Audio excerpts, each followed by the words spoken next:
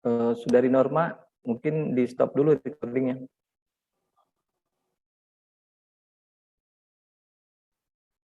Dari Norma.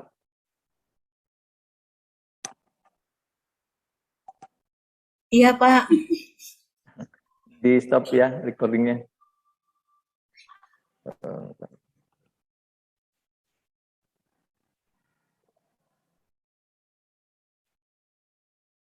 Bahwa gambaran-gambaran adalah hal-hal yang sungguh-sungguh terjadi. Jadi gambaran bukan sesuatu yang merupakan mitologi atau sesuatu yang tidak nyata, tetapi gambaran merupakan sesuatu yang benar-benar terjadi. Artinya gambaran tentang tokoh-tokoh tertentu di dalam Alkitab atau benda-benda atau peristiwa-peristiwa tertentu di dalam Alkitab itu merupakan hal yang nyata, hal yang sungguh-sungguh terjadi.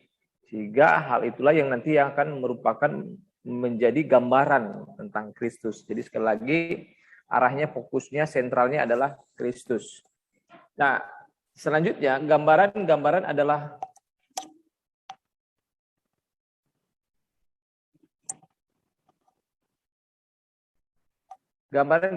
hal-hal yang jasmani yang membawa kepada realitas-realitas rohani.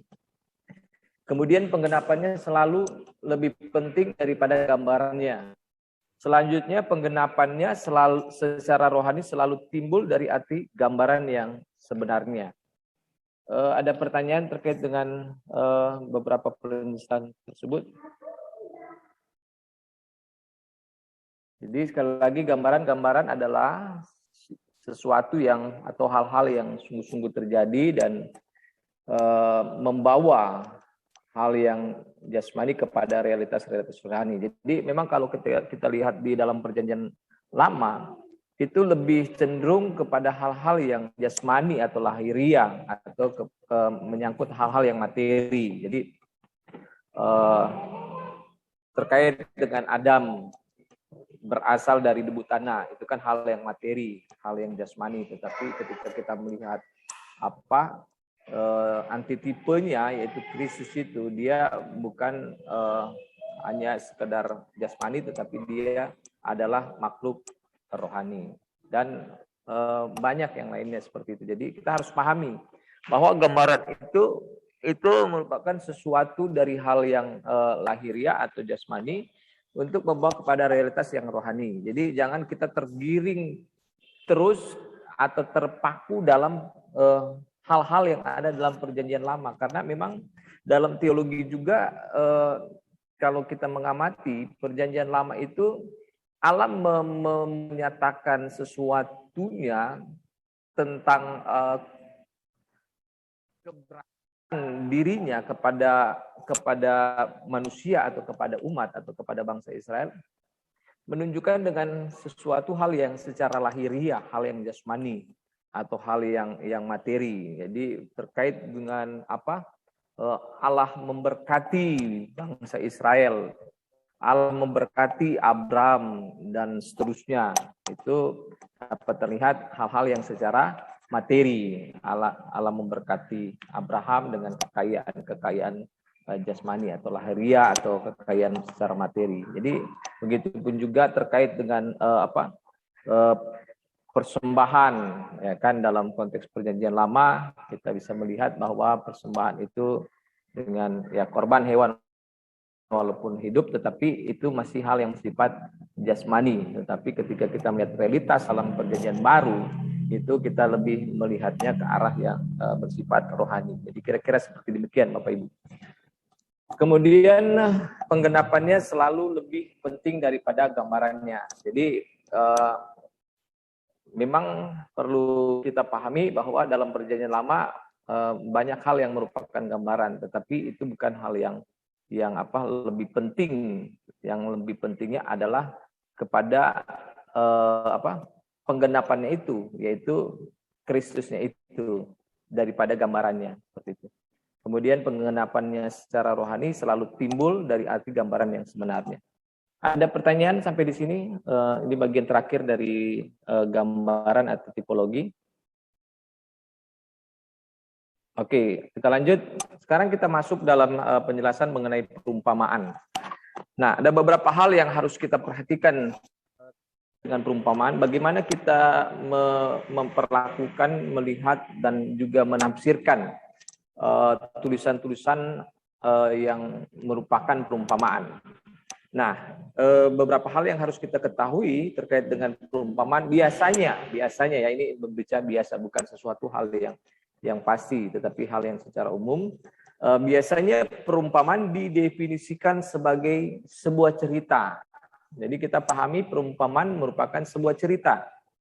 Tetapi dia bukan hanya sebuah cerita, ada beberapa hal juga yang harus kita ketahui dan pahami, bahwa perumpamaan mengandung kebenaran hidup. Jadi bukan hanya sekedar cerita yang tidak mengandung arti, tidak mengandung sesuatu yang bermakna, tetapi perumpamaan merupakan sebuah cerita yang mengandung kebenaran yang hidup.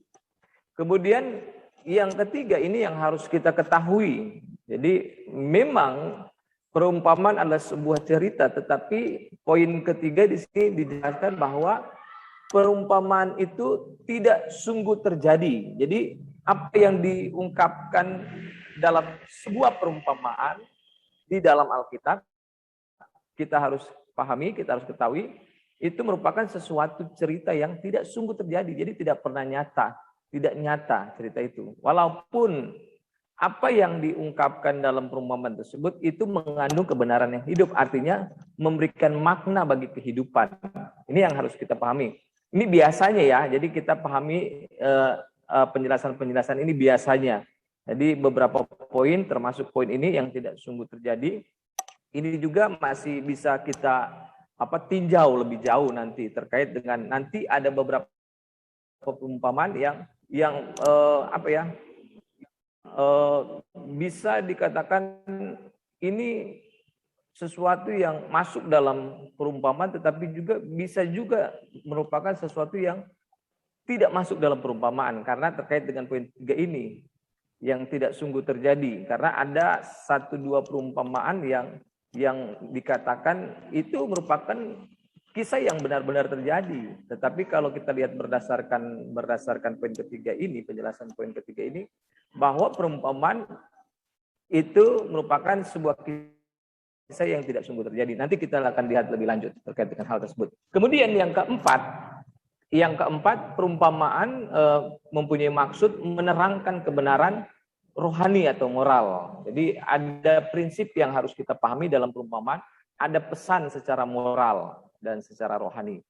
Nah, selanjutnya, perumpamaan biasanya diartikan sebagai sebuah cerita yang mengandung kebenaran hidup, tetapi tidak sungguh-sungguh terjadi. Nah, ini lebih lengkapnya deskripsi tentang perumpamaan tersebut. Perumpamaan biasanya diartikan sebagai sebuah cerita yang mengandung kebenaran hidup, tetapi tidak sungguh-sungguh terjadi. Tidak ada nilai sejarahnya, jadi tidak nyata cerita yang diungkapkan dalam perumpamaan tersebut, dan diceritakan dengan maksud untuk memberikan kebenaran moral atau rohani. Oke,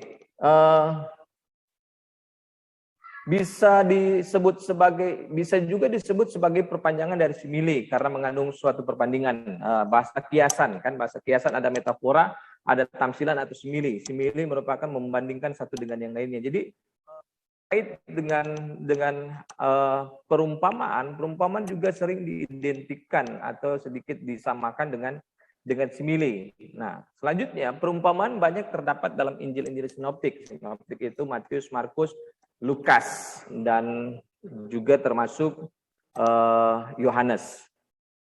Matius, Markus, Lukas, seperti itu. Kemudian ada beberapa motif mengapa Yesus memberikan perumpamaan.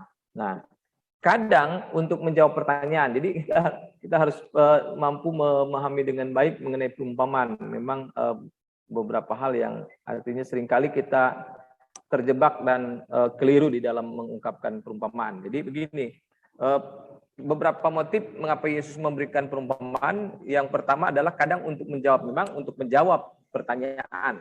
Jadi memberikan atau ingin menjelaskan sesuatu dengan menggunakan perumpamaan untuk menjawab sebuah pertanyaan terhadap apa yang ditanyakan oleh orang lain kepada Yesus. Nah, kadang untuk ilustrasi khotbah, jadi untuk supaya dapat memberikan gambaran yang dapat dimengerti dan dipahami, maka digunakanlah sebuah perumpamaan. Jadi begini, walaupun perumpamaan bukan merupakan kisah yang atau cerita yang sungguh-sungguh terjadi, tetapi perumpamaan itu merupakan suatu kisah yang bagi mereka pendekatan secara konteks budaya mereka atau tradisi mereka itu sesuatu yang mereka dapat mengerti atau pahami. Kira-kira dimengerti ya. Jadi menggunakan bukan kisah yang benar terjadi, tetapi bisa kisah ini realita dalam kehidupan mereka, walaupun tidak sama. Jadi begini, realita dalam kehidupan, ada kisah-kisah yang terjadi secara realita, kemudian digunakan sebuah perumpamaan, tetapi orang-orangnya, walaupun perumpamaan itu, nah inilah yang salah satu juga menjadi indikator daripada atau ciri-ciri daripada perumpamaan. Perumpamaan itu tidak menyebutkan nama orang. Tidak menyebutkan nama orang. Itu yang harus kita ketahui. Jadi dalam perumpamaan tidak menyebutkan ada suatu kisah, ada seorang yang bernama Samuel Lengkong, kemudian dia pergi ke ini, berini dan ini dan seterusnya dan seterusnya dan seterusnya. Ada disebutkan nama. Jadi perumpamaan tidak menyebutkan nama. Itu juga yang harus kita ketahui. Nah, jadi ketika ingin mengungkapkan sebuah kebenaran atau menjawab pertanyaan, kemudian menggunakan perumpamaan, di mana dalam kisah perumpamaan tersebut itu merupakan kisah yang bagi mereka itu pernah terjadi, tetapi bukan kisahnya yang pernah terjadi itulah yang digunakan sebagai perumpamaan. Kira-kira seperti itu ya. Jadi ada hal-hal yang mirip dengan kisah yang memang terjadi, walaupun tidak sama persis, dan itu digunakan sebagai bahasa untuk mengungkapkan seperti itu.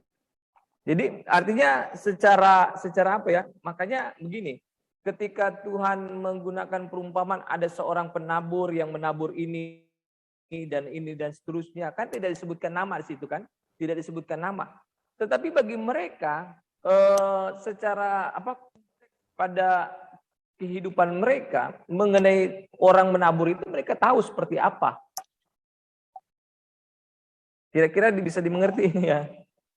Mereka tahu seperti apa, tetapi kisah itu bukan kisah yang pernah terjadi oleh seseorang, ya kan? Yang dilakukan oleh seseorang, tidak. Makanya tidak menyebutkan nama orang. Jadi hanya menggunakan suatu kisah yang dilihat oleh si yang mengungkapkan atau menggunakan perumpamaan itu, tetapi bukan kisah tersebut yang digunakan. Dia hanya mengambil sedikit gambaran yang secara realita, tetapi dengan menggunakan cerita yang bukan direkayasa, ya dibuat untuk dapat mengungkapkan tentang sesuatu. Ya sama seperti kita kan sering menggunakan ilustrasi. Ada suatu kisah dan seterusnya. Padahal kisah itu tidak pernah terjadi, tetapi di balik kisah tersebut yang dibuat itu ada pesan yang memang kalau secara realita itu ya memang hal itu terjadi demikian. Jadi ada pesan moral, ada pesan rohani di dalamnya. Nah, tetapi yang ketiga, tadi dikatakan kadang digunakan untuk ilustrasi obat, tetapi kadang untuk membungkam perdebatan. Seperti itu. Ya, silakan kalau ada pertanyaan.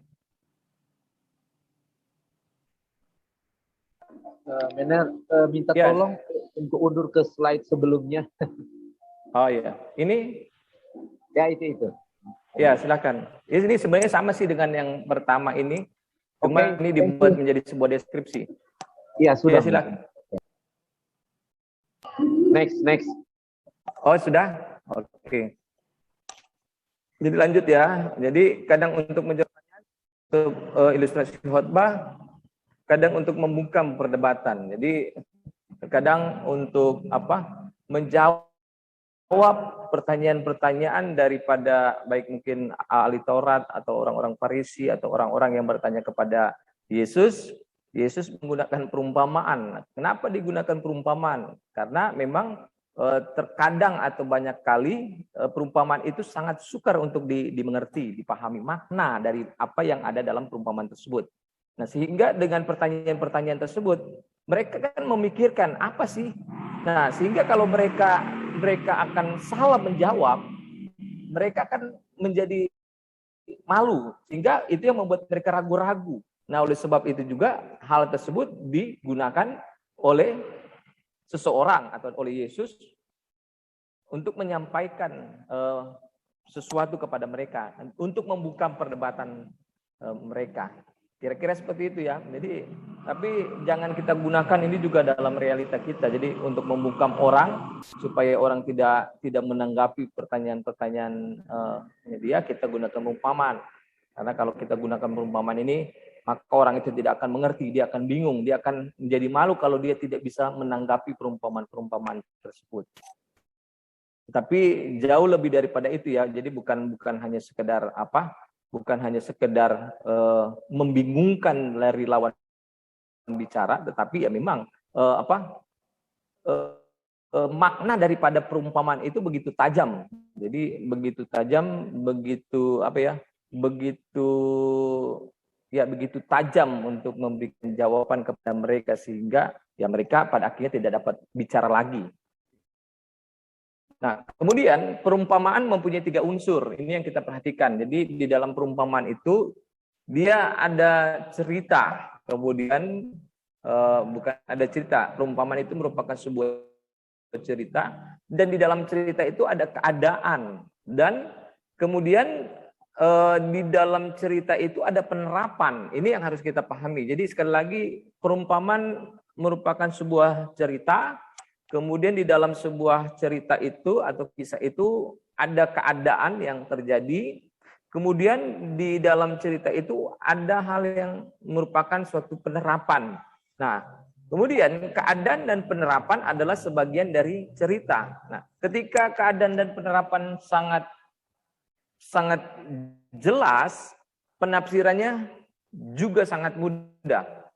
Tanpa 1-2 hal tersebut, yaitu keadaan dan penerapan, tugas kita menjadi jauh lebih sulit. Nah, jadi yang pasti perumpamaan merupakan sebuah cerita, tetapi kalau di sebuah cerita itu tidak tergambarkan keadaan yang ada dalam cerita itu dengan jelas, dan bahkan di dalam perumpamaan itu tidak ada indikasi-indikasi tertentu yang kita bisa lihat yang merupakan suatu penerapan, maka itu akan sangat sukar untuk kita lihat. Untuk kita mau dapatkan pesan-pesan atau makna yang ada dalam perumpamaan itu. Makanya kita harus bisa melihat keadaannya dulu. Baca situasi daripada perumpamaan tersebut. Dan kemudian kita lihat apa sih yang di dalam perumpamaan tersebut yang merupakan penerapan. Nah, selanjutnya, perumpamaan juga mempunyai satu tema atau inti pokok. Nah, perhatikan hal ini. Jadi di dalam perumpamaan, apa yang ingin disampaikan di dalam pesan tersebut, pesan apa yang ingin disampaikan dalam pesan itu merupakan hanya ada satu tema atau hanya ada inti pokoknya saja yang kita harus lihat. Jadi jangan terlalu melebar Bapak Ibu. Jadi ketika kita menafsirkan atau ingin melihat perumpamaan, jangan terlalu lebar, terlalu banyak kita melihat ada ini, ada makna ini punya makna ini. Bahkan mungkin secara terperinci kita lihat tiap kalimat, kemudian kita pesankan menjadi satu makna, kemudian kalimat lain lagi menjadi satu makna, dan seterusnya. Tidak seperti demikian. Biasanya sekali lagi perumpamaan itu hanya ada satu tema, biasanya ya. Biasanya hanya ada satu tema. Biasanya ada inti pokoknya. Jadi dari semua cerita yang mungkin begitu panjang dan lebar dalam perumpamaan tersebut, sebenarnya hanya ada satu tema saja yang ingin disampaikan dalam perumpamaan. Hanya ada satu inti pokok dalam biasanya ya, tetapi ada kasus lain yang sedikit berbeda dengan hal ini. Nah, jadi kita mengetahui hal itu oleh karena Yesus sendiri menerapkan perumpamannya demikian. Dalam Lukas pasal 15 ayat 1 sampai 32 ini mengisahkan atau mengisahkan perumpamaan apa? Coba Bapak Ibu silakan lihat di Alkitab Lukas pasal 15 ayat 1 sampai 32.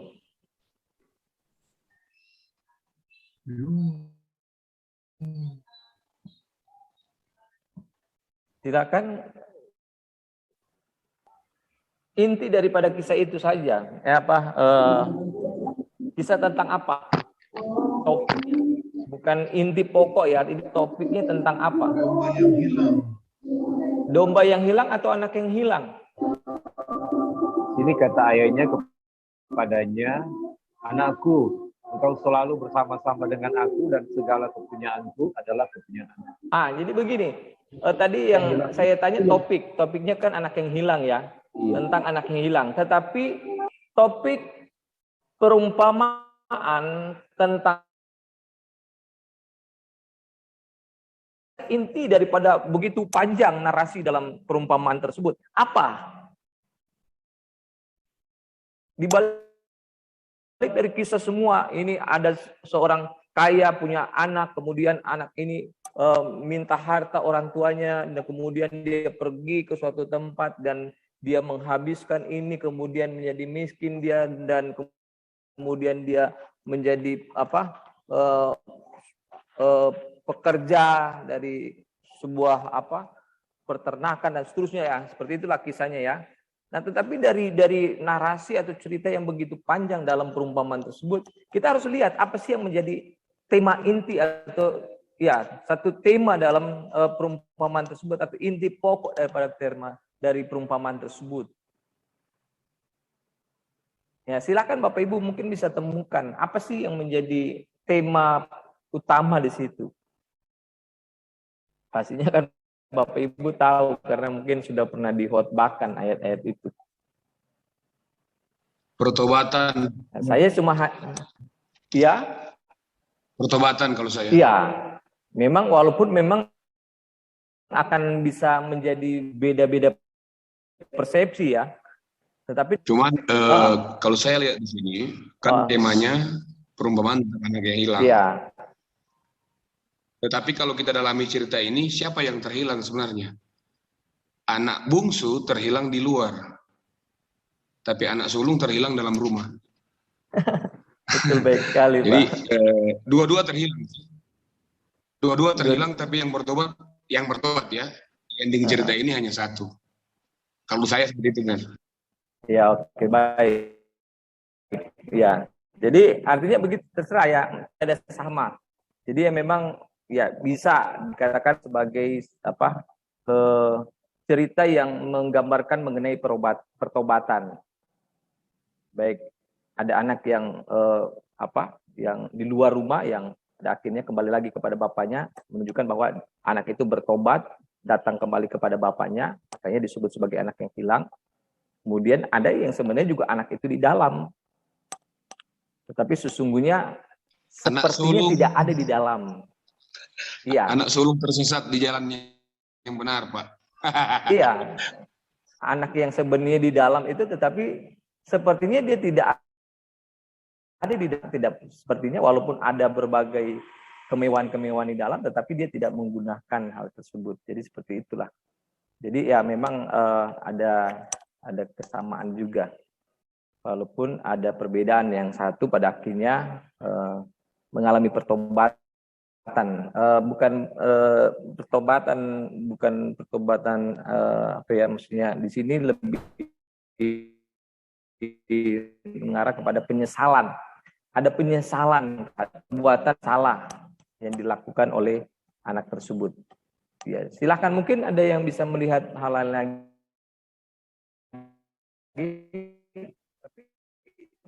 Walaupun berbeda persepsi, pada dasarnya intinya sama. Jadi begitu, ketika kita mengenal perumpamaan, kita harus memahami di dalam perumpamaan itu hanya ada satu pelajaran yang walaupun nanti satu pelajaran rohani ini bisa dikembangkan luas. Jadi tentang penyesalan, tentang pertobatan, ya kan. Kemudian ini bisa dikembangkan luas. Tinggal bagaimana caranya kita mampu mengeksplorasi satu tema itu, satu pelajaran itu. Kemudian tetapi jangan terlalu melebar dan akhirnya tidak sudah keluar daripada konteks itu. Ya, nanti itu ranah daripada politik berkhotbah. Tapi dalam kepentingan ini, hermeneutika memberikan peran ketika kita melihat atau menafsirkan perumpamaan, kita harus melihat inti pokoknya dulu. Walaupun nanti dari inti pokok itu bisa terjadi sub inti daripada apa yang menjadi pokok pikiran dalam perumpamaan tersebut. Tapi kita harus temukan dulu inti pokoknya dari itu. Seperti itu. Iya. Ya, silakan. Saya bisa tambahkan, Pak, ya, selain pertobatan tadi, dari segi kita bisa melihat bahwa melalui perumpamaan itu Allah itu kasih adanya. Jadi dia tidak memperhitungkan kesalahan, yang penting ada penyesalan, ada pertobatan, karena itulah yang Tuhan cari. Terima kasih, Pak. Iya, jadi intinya itu bisa saling terkait ya. Jadi penyesalan atau pertobatan, dan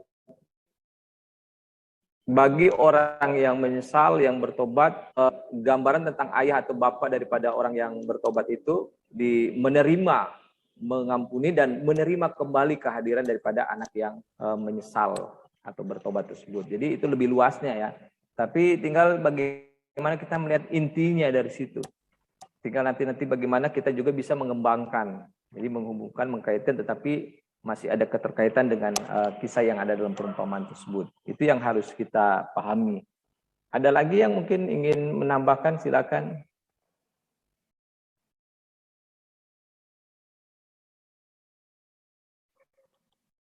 Oke, baik. Kalau tidak ada, saya lanjutkan. Dan selanjutnya, ada dua perumpamaan dari perkataan tersebut, yaitu dalam Matius pasal 13 ayat 5.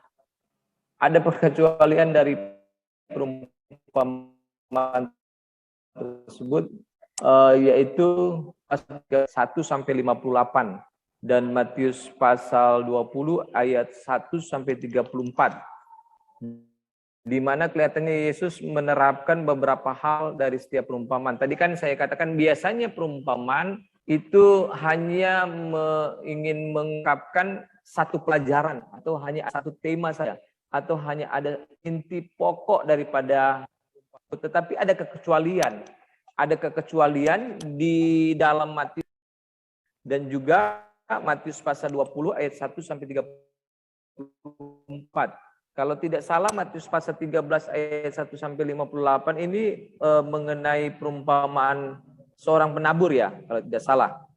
Coba mohon diperiksa dan bisa mengkonfirmasi. Benar ya? Ya. Nah, kalau Matius pasal 20 ini ayat 1 sampai 34, perumpamaan tentang apa ini?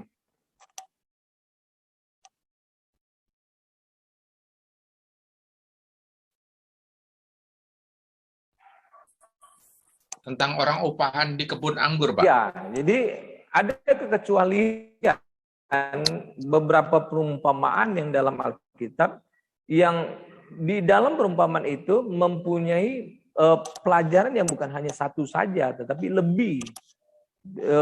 Tidak hanya mempunyai satu makna saja, tetapi lebih daripada satu makna. Nah, oleh sebab itu ketika kita melihat di dalam Matius pasal 13 ayat 1 sampai 58 tentang perumpamaan seorang penabur, di situ kan ada beberapa poin-poin yang dijelaskan. Ada yang menabur di tempat ini, kemudian begini tumbuhnya, ada yang menabur di tempat ini, menabur ini. Kemudian kan dijelaskan setiap poin-poin itu, kemudian dijelaskan siapa yang menabur ini, kemudian benih itu, kemudian tempat itu kan dijelaskan seperti ini. Ada beberapa pelajaran yang bisa kita temukan di dalam perumpamaan tersebut, dan juga di dalam Matius pasal 20 ayat 1 sampai 34. Situ kan ada apa tadi, cerita tentang apa? Matius pasal 20 ayat tentang 1 sampai 34. Orang-orang upahan di kebun anggur. pengupahan yang apa ya? Karena ada beberapa cerita tentang di kebun anggur yang datang pagi, datang siang, sore atau bagaimana? Atau yang Ya, orang yang setia dan orang yang tidak setia? yang datang pagi jam 9, ada yang jam pagi siang, ada yang sore itu Pak, yang upahnya sama itu. Ah ya, jadi situ juga kan walaupun mungkin tidak terlalu banyak, tapi ada beberapa hal yang menjadi pelajaran dalam perumpamaan tersebut. Oke, dan selanjutnya kita tahu bahwa Yesus menggunakan beberapa perumpamaan lebih dari satu kali. Perumpamaan mengenai domba yang hilang ditemukan dalam Matius pasal 18 ayat 35 dan juga Lukas pasal 15 ayat 3 dengan keadaan yang lain tetapi pelajaran pokok yang sama. Jadi walaupun ada dua Injil yang menjelaskan mengenai perumpamaan tentang domba yang hilang dalam Matius pasal 18:35, Lukas 15:32, walaupun sedikit berbeda dalam mengungkapkan mengenai domba yang hilang, tetapi pokoknya itu sama. Kalau kita lihat pasti kita akan temukan bahwa pokok daripada perumpamaan tersebut itu sama. Ya. Kemudian petunjuk untuk kita bisa melihat perumpamaan. Nah, tadi juga sudah disinggung, perumpamaan biasanya mempunyai satu pesan, berita, atau tujuan. Jadi kita tidak perlu mengartikan semuanya secara detail dengan arti rohani.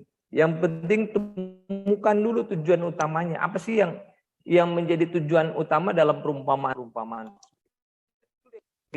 Kalaupun kita temukan ada hal yang lain, hal yang mungkin kecil yang juga menjadi pesan atau makna daripada perumpamaan tersebut, oke kita menambahkan. Tetapi yang harus kita temukan di situ adalah tujuan utamanya dulu. Inti daripada berita itu. Kita temukan dulu apa sih? Kita harus bisa menemukan hal itu.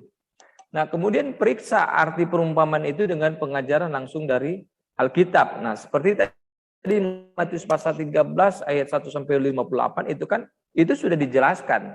Walaupun kepada sebagian orang itu tidak dijelaskan, tetapi kepada murid-murid dijelaskan artinya. Nah, jadi juga terkadang perumpamaan itu diungkapkan, disampaikan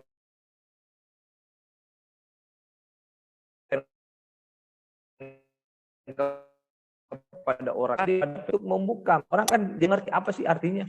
Mereka menjadi bingung. Mereka juga pastinya akan malu untuk bertanya kepada Yesus. Nah, tetapi hal tersebut yang juga sukar untuk dipahami oleh murid, tetapi dijelaskan kepada murid-murid. Nah, seperti itu. Nah, makanya dalam hal ini kita periksa.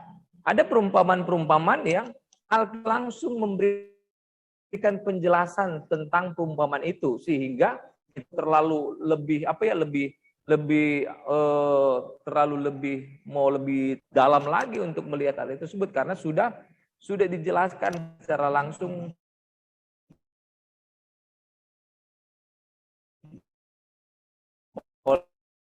oleh yang juga harus kita dalam supaya ibu bisa temukan. Masih beda dalam melihat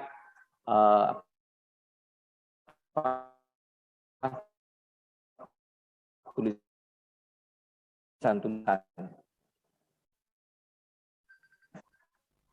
Oke, kemudian pikir ketika pertama membaca perumpamaan.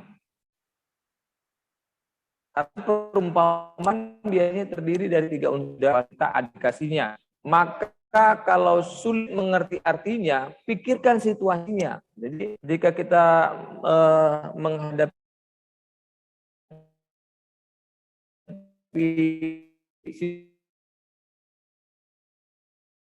situasi kita sulit untuk mengerti tentang budaya di aman ini terlihat apa sih secara budaya dalam perumpamaan itu yang sesuai dengan budaya yang ada pada zaman itu